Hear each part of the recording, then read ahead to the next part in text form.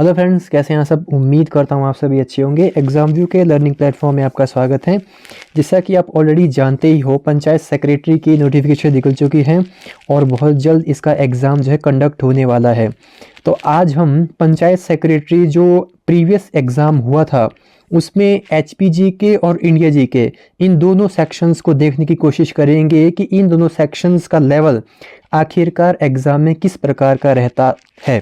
ठीक है फ्रेंड, जानते हैं एचपीजी के और इंडिया जीके के बारे में कि क्या क्या इसमें सवाल आए थे। और साथ साथ इस एग्ज़ाम में आपका इंग्लिश का सेक्शन था, मैथमेटिक्स का सेक्शन था और हिंदी का सेक्शंस भी मौजूद था। ठीक है फ्रेंड, वो सेक्शंस भी धीरे धीरे आपके सामने लाएंगे। लेकिन चलिए जानते हैं एचपीजी के इंडिया जीके का लेवल आखिरकार इन एग्ज़ाम्स में क्या रहता है। तो आपका काम है चैनल को सब्सक्राइब कीजिए और इस वीडियो को सभी फ्रेंड्स के बीच शेयर ज़रूर किया कीजिए। आइए प्रश्न देखते हैं। क्वेश्चन नंबर फर्स्ट आपके सामने है, in which year were the first elections to Vidhansabha held in Himachal Pradesh. Himachal Pradesh में विधानसभा के लिए प्रथम चुनाव कब हुए थे, बताइए। भी बहुत ही आसान सवाल है, मैक्सिमम स्टूडेंट्स इस सवाल का उत्तर जानते होंगे। तो इस सवाल का आंसर होगा 1951, 1951। तो 1951 में पहली बार विधानसभा इलेक्शंस जो है हिमाचल प्रदेश में कंडक्ट करवाए गए थे। सेकंड सवाल आप देख सकते हैं, who has been appointed 48th chief justice of India.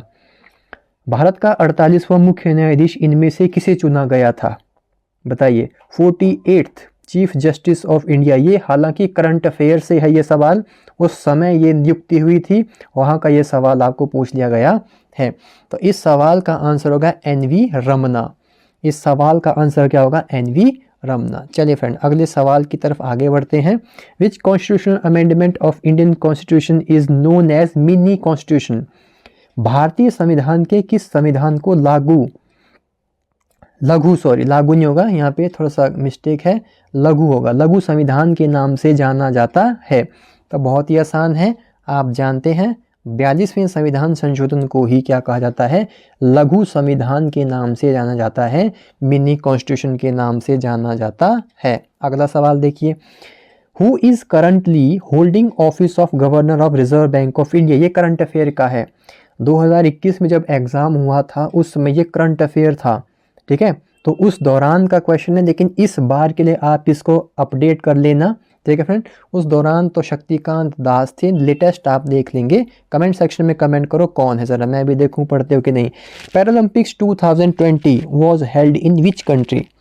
Olympics या पैरालंपिक्स, इन स्पोर्ट्स के जो वेन्यूज़ होते हैं, स्थान होते हैं, ये कहीं से कुछ भी पूछ सकता है, तो इनके लिए भी आप थोड़ा सा तैयार रहेंगे। पैरालंपिक्स 2020 जो है वो किस देश में आयोजित किए गए थे, तो आपका आंसर होगा जापान। टोक्यो जापान के अंदर ये ऑर्गेनाइज करवाए गए थे। ठीक है, अगला सवाल, who has been appointed as 46th president of United States of America. Again current affairs. तो यहाँ पर आप समझ रहे होंगे कि इस एग्जाम्स में करंट अफेयर को लेकर के 5-6 सवाल ज़रूर डाले गए हैं, मैं आगे बताता जाऊँगा। ठीक है, हाँ जी। तो 46वां राष्ट्रपति संयुक्त राज्य अमेरिका का इनमें से कौन था। तो बहुत ही आसान सवाल है ये भी उस समय का, आपको अभी तक भी याद होगा, जो बाइडन। कौन थे, जो बाइडन। अगला सवाल देखो, which one is the biggest natural lake in Himachal Pradesh. इनमें से सबसे बड़ी प्राकृतिक झील कौन सी है। प्राकृतिक झील के बारे में आपसे पूछा जा रहा है। तो प्राकृतिक झील की अगर हम बात करें तो रेणुका झील जो है नेचुरल लेक हिमाचल प्रदेश की मानी जाती है, सबसे बड़ी प्राकृतिक झील इसे माना जाता है। आगे चलते हैं, according to 2011 census which district of Himachal Pradesh has lowest female literacy rate. 2011 की जनगणना के अनुसार हिमाचल प्रदेश के किस जिले में महिला साक्षरता दर सबसे कम है। सबसे कम महिला साक्षरता दर किस आपके उसमें थी, जिले में थी। ठीक है फ्रेंड्स, तो बताइए किस में थी। ये तो पता होगी, तो एचपीजी के सिंपल सा है, चंबा। कहाँ थी कम, चंबा इस सवाल का सही उत्तर होगा। अगला सवाल, Rohtang pass connects the Kullu valley with which valley. Rohtang दर्रा कुल्लू घाटी को किस घाटी से जोड़ता है। रोहतांग दर्रा कुल्लू घाटी को किस घाटी से जोड़ता है।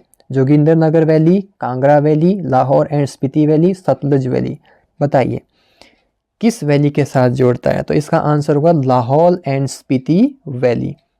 ठीक है, लाहौल एंड स्पीति वैली इस सवाल का सही उत्तर होगा। Who is secretary general of United nation, संयुक्त राष्ट्र का महासचिव इनमें से कौन है? ये भी करंट अफेयर ही था उस समय का, ये आज के लिए भी करंट अफेयर ही है।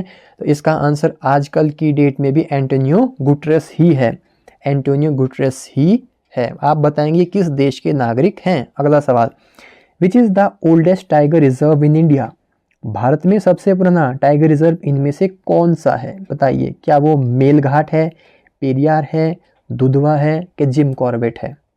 सबसे पुराना टाइगर रिजर्व इनमें से कौन सा है? तो जिम कॉर्बेट है भाई। कौन सा है? Jim Corbett. तो आप लेवल देख रहे हैं ना, ज़्यादा हार्ड लेवल नहीं है। Which part of Indian constitution is called as soul of the constitution, भारतीय संविधान के किस हिस्से को संविधान की आत्मा कहा जाता है? संविधान की आत्मा किसे कहा जाता है? तो आर्टिकल नंबर 32 को भारत की संविधान तथा आत्मा कहा जाता है। बहुत ही बढ़िया सवाल है, ठीक है। राइट टू कॉन्स्टिट्यूशनल रेमेडीज, संवैधानिक उपचारों का अधिकार इसे कहा जाता है, 32 के अंदर है। विच 5-year plan is being implemented at present in India, Bharat में वर्तमान में कौन सी पंचवर्षीय योजना लागू हुई है? ये सवाल वैसे गलत दिया गया है आपके एग्जाम में, क्योंकि वर्तमान में एग्जाम तो 2021 में कंडक्ट हुआ है, जबकि जो पंचवर्षीय योजना है वो 2017 से आगे तो बढ़ी ही नहीं थी। जब 2017 से ही आगे नहीं गई तो इट मीन ये सारे के सारे ऑप्शंस क्या हो जाएंगे? रॉन्ग। तो इसका मार्क आपको सभी को मिल गया होगा। तो ये क्वेश्चन रॉन्ग था, मैंने आपके सामने फिर भी लाया है ताकि आपको पता रहे। Who is the ex officio chairman of NITI Aayog, NITI Aayog का पदेन अध्यक्ष इनमें से कौन है? नीति आयोग का पदेन अध्यक्ष, एक्स ऑफिशियो चेयरमैन इनमें से कौन है? एक्स ऑफिशियो चेयरमैन इनमें नरेंद्र मोदी। कौन होंगे? प्रधानमंत्री नरेंद्र मोदी, ठीक है। अगला सवाल, who among the following was the last ruler of Gupta, गुप्त साम्राज्य का अंतिम शासक इनमें से कौन था? गुप्त साम्राज्य का अंतिम शासक इनमें से कौन था? है वैसे तो स्कंदगुप्त है, वो इसमें ऑप्शन ही नहीं है, तो इसमें आप जो एग्जैक्ट मार्क करेंगे सबसे सूटेबल वो विष्णुगुप्त होगा। कुछ ये भी कहेंगे सर कुमारगुप्त है, वो कुमारगुप्त फिर कई जगह पर टेक्स्ट के अंदर या कई सोर्सेज में कुमारगुप्त एक भी कहा गया है, लेकिन वो नहीं है। रिनाउन में जो जाने जाते थे उसमें विष्णुगुप्त का नाम ही टॉप पर होगा, ठीक है। कंट्रोवर्सी क्रिएट नहीं करेंगे। अगला सवाल, Neeraj Chopra in 2020 Olympics won gold medal in which game, सन 2020 में ओलंपिक में नीरज चोपड़ा ने गोल्ड मेडल किस खेल में जीता? किस खेल में जीता था? ये तो सभी को पता होना चाहिए, ये तो बहुत ही इंपॉर्टेंट इवेंट था। सॉरी, डिस्कस में गलत टिक कर रहा हूँ, जेवलिन थ्रो, भाला फेंक, ठीक है। भाला फेंक तो हमको पता ही है ना, जेवलिन थ्रो जो दूर से हम फेंकते हैं, ये तो आपने देखा भी होगा ना, ये तो बहुत ही छाई हुई न्यूज़ थी उस समय की, ये करंट अफेयर था उस समय का। अगला चलते हैं, temperature at which centigrade and Fahrenheit thermometer read same, centigrade और फ़ारेनहाइट थर्मामीटर एक रीडिंग कब देते हैं? कब ये दोनों एक रीडिंग पर आते हैं? 40 डिग्री सेल्सियस पर, -40 डिग्री सेल्सियस पर, 273 डिग्री सेल्सियस पर, 100 डिग्री सेल्सियस पर। तो -40 डिग्री सेल्सियस पर ये सेम रीडिंग्स शो करते हैं। चलिए, air bubble in water behave है, साइंस का सवाल है। पानी में हवा का बुलबुला डैश जैसा व्यवहार करता है, कॉनकेव लेंस का, कन्वेक्स लेंस का, प्लेन लेंस का, प्लेनो कन्वेक्स लेंस का, अवतल लेंस का, उत्तल लेंस का, समतल लेंस का, प्लानो उत्तल लेंस का। तो बताइए इसमें से एग्जैक्ट आंसर क्या होना चाहिए आपके हिसाब से? बताइए इसमें एग्जैक्ट आंसर आपका क्या होना चाहिए? तो इसका आंसर होगा आपका कॉनकेव लेंस, ठीक है। क्या होगा? कॉनकेव लेंस इस सवाल का बिल्कुल सही उत्तर होगा। चलिए अगला सवाल देखते हैं, which of the following is used for determination of age of material that were once alive, निम्नलिखित में से किसका उपयोग इन सामग्रियों की आयु के निर्धारण करने के लिए किया जाता है? तो बहुत आसान, CA14 कार्बन 14 डेटिंग मेथड होता है, जिसके द्वारा हम चीज़ों की उत्पत्ति के विषय में समय को जानने की कोशिश करते हैं। Who is considered as father of biology, जीव विज्ञान के जनक इनमें से कौन माने जाते हैं? बहुत ही आसान है, एरिस्टोटल अरस्तु को जाना जाता है, एरिस्टोटल अरस्तु को ये जाना जाता है। Who is the governor of Himachal Pradesh, ये उस समय का करंट अफेयर था। हिमाचल प्रदेश के राज्यपाल कौन है? उस समय की बात करें तो बंडारू दत्तात्रेय। करंट में कौन है, कमेंट सेक्शन में बताइएंगे आप। Shimla agreement was signed in which year, Shimla समझौता पर हस्ताक्षर इनमें से किस वर्ष हुए थे। शिमला समझौता पर हस्ताक्षर किस वर्ष हुए थे भाई, 1972 में हुए थे। ये तो सबको पता होगा, आसान सवाल था, ठीक है। What it was the childhood name of Swami Vivekananda, Swami Vivekananda के बचपन का नाम क्या था। सिद्धार्थ था, रामकृष्ण था, विवेकानाथ था या नरेंद्रनाथ था। तो इसका आंसर होगा आपका ऑप्शन नंबर डी, नरेंद्रनाथ। क्या था उनका नाम, नरेंद्रनाथ। अगला सवाल देख लेते हैं।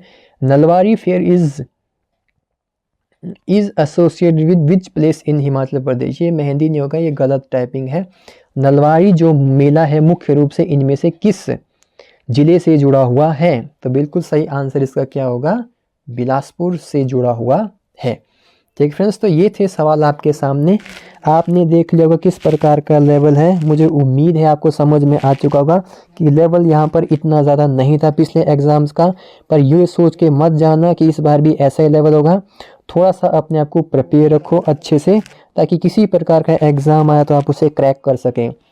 सेशन कैसा लगा कमेंट सेक्शन में ज़रूर बताइए। चैनल को सब्सक्राइब करना ना भूलिए, वीडियो को लाइक करें, बेल आइकन प्रेस कीजिए और अच्छा सा कमेंट करना ना भूलिए, ठीक है।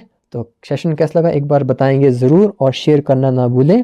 आज के लिए इतना ही रखेंगे। बाकी कोई भी बैच की जानकारी चाहते हैं तो डिस्क्रिप्शन में लिंक अवेलेबल है, वहाँ से आपकी बात हो जाएगी तो आप आगे बात कर सकते हैं। तो आज के लिए इतना ही। जय हिंद, जय भारत।